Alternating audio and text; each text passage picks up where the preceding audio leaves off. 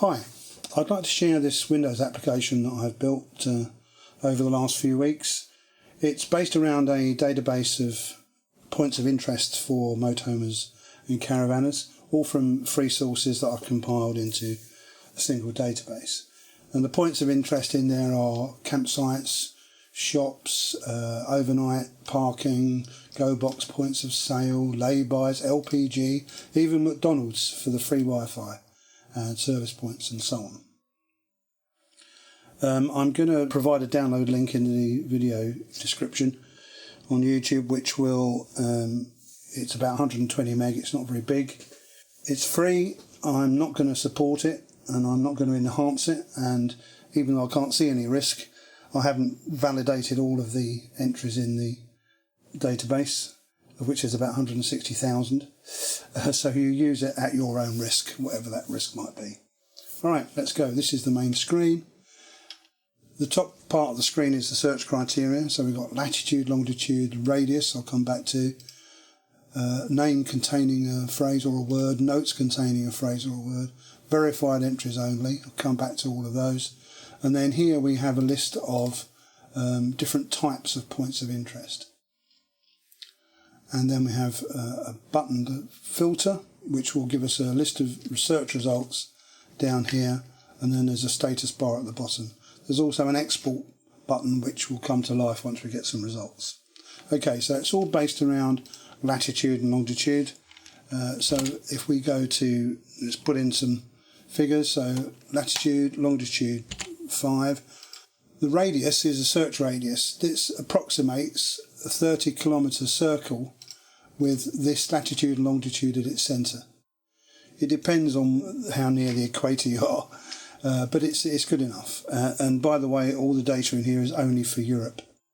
Okay, so if I now click filter, you can see we've got all of the different types of point of interest selected. And here we are, click filter, up comes the list, 177 records found.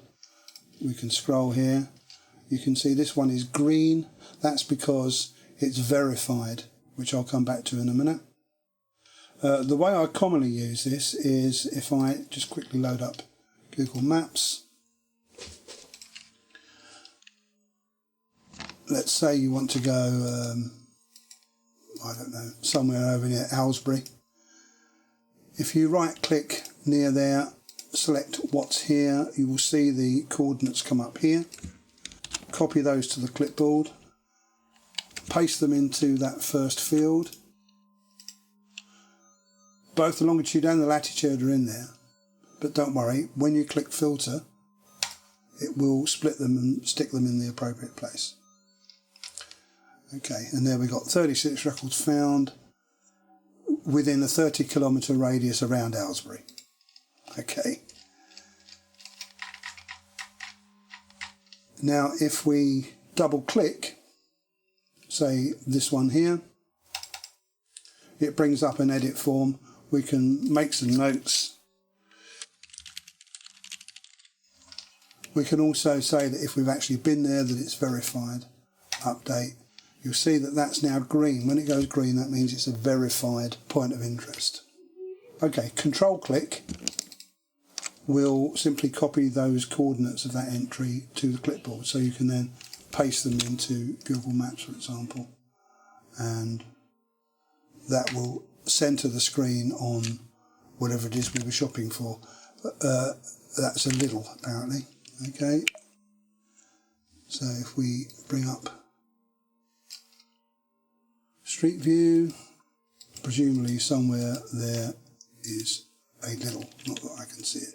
Okay, oh, over there. Okay. Another thing you can do is if you Alt double click rather, it will actually automatically open Google Maps and take you to that point. And we were looking for an LPG station, and it looks like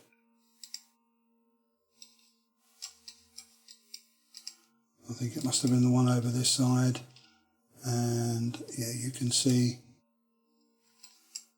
if I can get a little bit closer to that sign, you can see that they sell LPG. So we could say, well, that one will verify as well.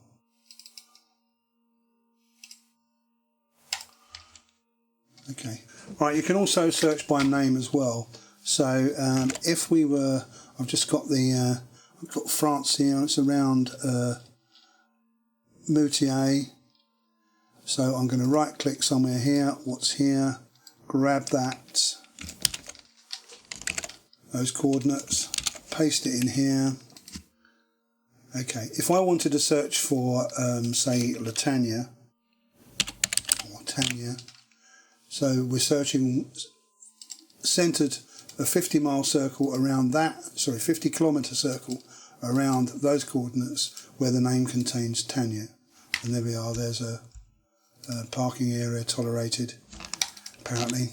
If we alt double click that and then have a look there, or as near as we can get, then that is apparently somewhere where you can, and there's a flop blur as well, where you can park in Latania. Okay, the other thing you can do is you can edit the record, as I said earlier, with double click. We can verify that one. You can also delete records, and you can also add new records. It's a little bit clumsy, but it works. So, for example, if I want to add a brand new record, so I'll clear all those fields. I will put in, I'm just going to put in some rubbish.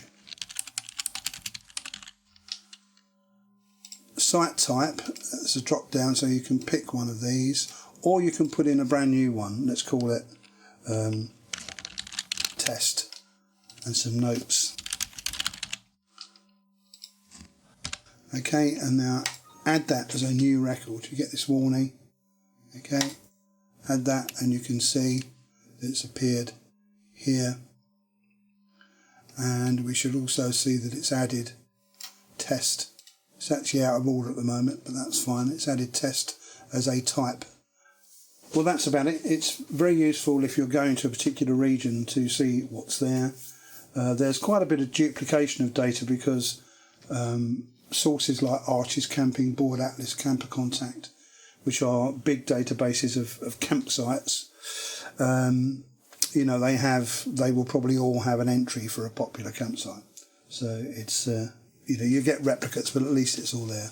It's very useful for planning. It's very small, 120 meg for the whole thing. To install, there'll be an instruction text file within the download, but it's literally just two files, a .exe file called Motorhome POI.exe and a small database called POI.mdb, which is an Access database. You don't need Microsoft Access to run it. You don't need any other files, just those. I'll make sure it's all virus checked before I put it up to my download area. And you can even run it off a USB stick quite comfortably and just plug it into a Windows PC. It is Windows only, not it won't run on a Mac or Linux. Alright, okay, thank you. I hope you enjoy it. Cheers.